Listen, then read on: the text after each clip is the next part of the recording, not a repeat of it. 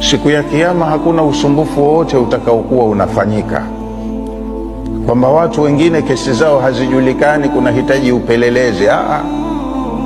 Yurafu almujrimuna bisimahum, wenye makosa wote siku hiyo watakuwa wana alama zao za utambulisho. Huyu ana makosa fulani, huyu ana makosa fulani, huyu ana makosa fulani.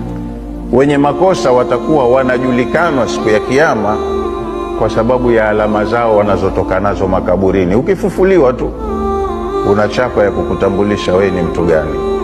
Huyu basha, huyu kaondoka duniani mwizi, huyu alikuwa haswali, huyu alikuwa hivi, huyu kazi yake kusengenya tu. Yani kila kosa kuna alama yake, na wafanyaji kazi wa siku hiyo ni malaika, wanazifahamu.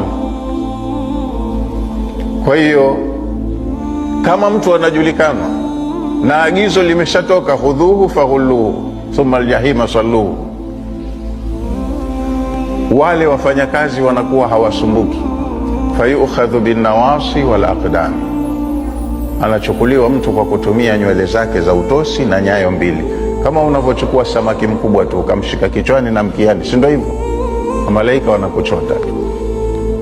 Lakini wengine hawa ambao wataburuzwa kifudifudi, malaika wesi umesimama, anashika miguu yako miwili tu.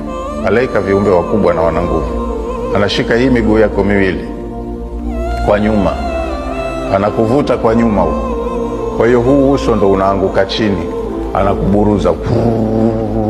Yani kwa kiari yako ukaambiwa ingia motoni, huendi.